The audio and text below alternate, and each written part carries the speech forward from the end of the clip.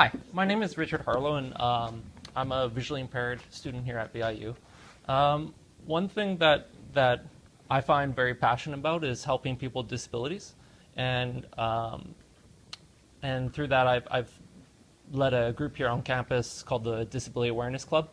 What I'm kind of curious about is, as there are 15% of all Canadians having a disability, and that can affect any age group, any nationality, and it doesn't matter who you are, what gender.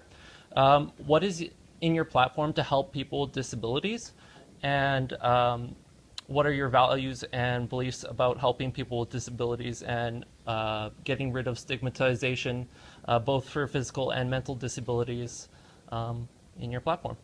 Is that question directed at all candidates? Yes, please. Thank you. To answer your question, I'm going to speak on a personal level, in the sense that the Liberal Party has always looked at protecting all citizens. I've watched, my sister recently, a couple of years younger than I, paralyzed her right arm in a rollerblade accident. And I've watched how difficult it has become for her to live her life. Everything from getting in and out of buildings, etc., and so forth. So it resonates with me. My personal feeling for it is the discrimination against people with disabilities. Shame on us. Shame on us. And we need to broaden the scope to make it easier on life. As I said, I see my sister Suzanne, and she's struggling. She's struggling day to day, and it's affecting her mentally. It's affecting hers. What's her purpose in life? So when I look around her, you know, I've been into the Nanaimo General Hospital, and I see people that are struggling, probably more so with physical disabilities rather than visual as yourself.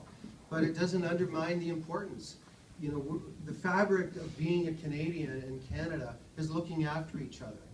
We got to stop that. Call it the definition of you're able or you're not. And that's my personal feelings. Shame on us for not. Thank you. Thank you, Tim. I don't have the whole Vision Green 174 pages memorized, but I have looked at this section. And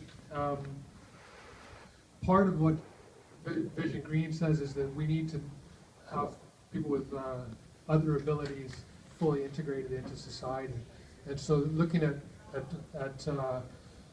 what things that they can do, and not punishing people with disabilities, like raising the limit on what they can earn before their money's taken out from their disability payments, making sure that they're integrated into society more fully. I've done a lot of work with people with disabilities, actually, as a video filmmaker. I did some work out at the farm at Cedar Woods with people with mental disabilities that were either acquired or that they were born with. I did some work with the Nanaimo Arts Council with a group of individuals who all face different barriers to employment. One of the fellows was actually 90% blind, and I helped him learn how to do editing. He did audio editing, and he's done a lot of transcribing on my videos, but he edited his own scene. He was, you know, insistent on figuring out how to edit himself in his own scene in this film, and it took a long time for him to do it, but he was persistent, and he wanted to do it, and so we made that available for him to do, and I think that's incumbent upon us, is to let people with disabilities do what they can in society, to try their best, to give them the tools and resources to excel and integrate them into society more fully. And I think if you look at Vision Green, I can have a look at it with you afterwards and just give you a rundown on it. That's the basic gist of it, is fully integrating people into society and supporting them in the ways that they need support, so that they feel like active, contributing members of the country. Thanks.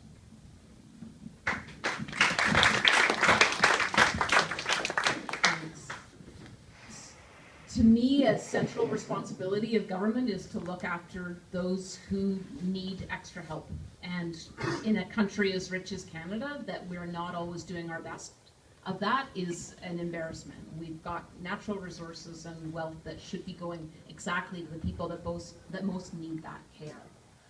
And in contrast, under the Conservative realm, we've seen what looks like almost a deliberate undermining of people's access to those services, in some cases to pensions and benefits that they have paid into over a lifetime of tax paying and paying into pension funds and CPP, and looking like there's an actual interference for people that are have worked and earned that safety net when they most need it, to have that being interfered with is mean-spirited, and we're just hearing repeated people saying that that they're not able to access what they should be able to. So Jean Crowder, as Member of Parliament, has had a couple of private members' bills that she's worked with people in the community on, and I'd be really interested to get your advice on whether that work that she did is still meaningful, and whether that's something either in that form or in another that should be advanced. Ideally in a position that New Democrats are either in government or in a partnership in a minority government, or alternately to continue to bring it forward as a private member's bill, to have the community need here reflected in Parliament. So let me know if you'd like to work on that. I'd welcome your advice. Thank you. I would quickly like to ask a question.